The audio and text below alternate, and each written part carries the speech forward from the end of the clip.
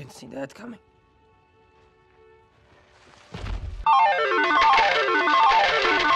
This is one of the worst deaths I've ever seen put to film. It's cheap, it's meaningless, it isn't earned. Quicksilver is introduced in Age of Ultron. He speaks a few lines, his screen time is usually relegated to silent, angry looks, and in an instant, he and his sister are redeemed, and he's...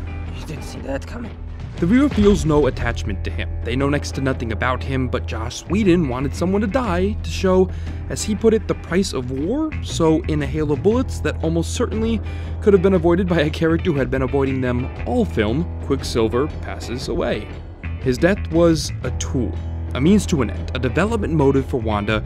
It meant nothing. So much so that Whedon actually filmed a version that left him alive, just in case Disney wanted to use the character again.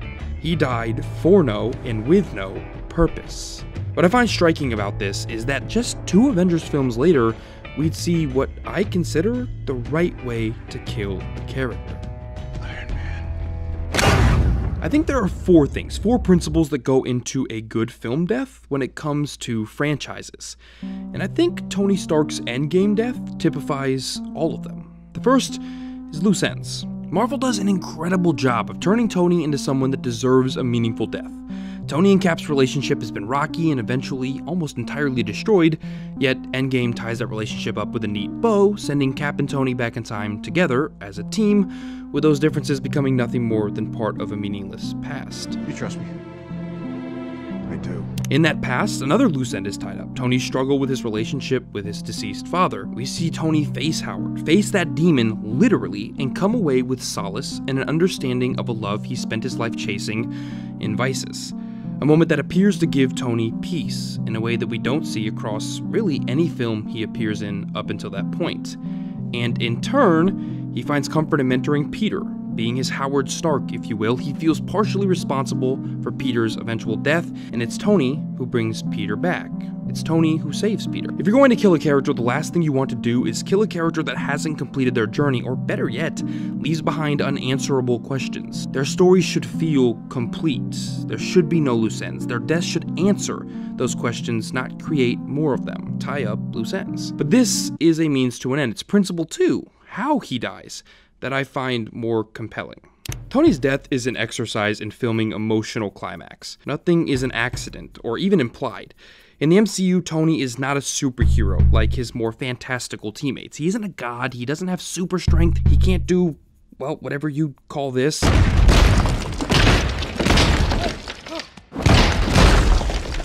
He's an exceptional human being who builds exceptional things, and Cap and the rest of the MCU never fail to point that out. Big man in a suit of armor. Take that off, what are you? He is just human. So it's almost poetic that Tony dies suit on as the supreme being, a being more powerful than anyone in the universe. With that gauntlet on, Tony dies more of a superhero than any Avenger has ever been. He dies with every power you can fathom, the superhero we, the audience, always were meant to see him as. And he does this by literally trading his suit for the gauntlet, by trading a part of him to save the people he cares about. And he dies being super. He dies saving Peter, his wife, his friends. He dies making a sacrifice, a full circle moment that began in New York, a place they just so happened to visit earlier in the film. If you're going to kill a character, it should complete their arc. How they die should in some way inform their character. We should learn something about them through their death. It should be a defining moment. Tony's death, how it happens, the snap, shows us just how much he'll sacrifice. It shows us all this time later that Tony's nuke moment in New York wasn't a fluke.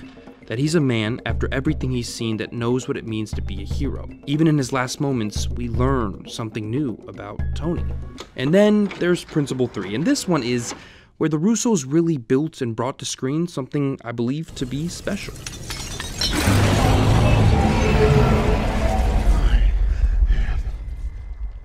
Iron Man. Killing a character in film, especially a main character in a franchise, is a decision to remove their physical presence from a narrative. And killing an integral piece of your narrative should be a monumental moment.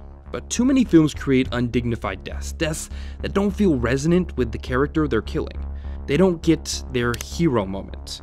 The moment where the audience cheers, where you see the best of the character come out one last time. A moment that resonates with the audience after their death. A moment that makes their death feel like a reflection of them. Feel like an extension of their character. This is Tony's hero moment. This moment where he looks Thanos dead in the eye and announces himself with conviction, with pride, and finished off one of the greatest foes this universe has ever faced.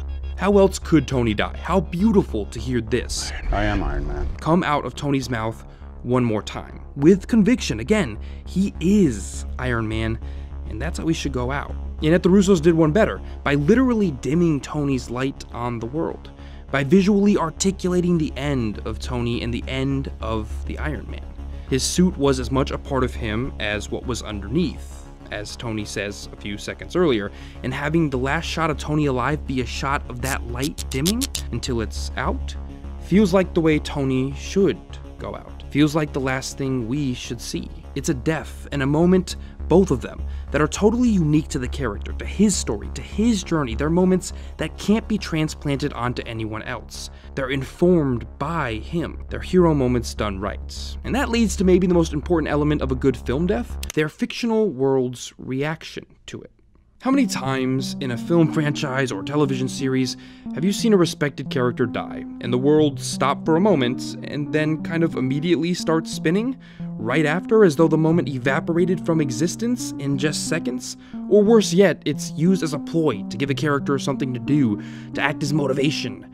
How many times have you seen a death cheapened by creators that use these things as narrative tools that don't feel as though they respect the journey the character had taken up until then? The fourth and maybe most important element of a good death is, again, the way the world treats it. Tony's passing isn't a tool used to manipulate character growth or manipulate the audience. It isn't there to create some exorbitant dramatic decision within another character in the film's final moments. Instead, it's just a moment that leads to this.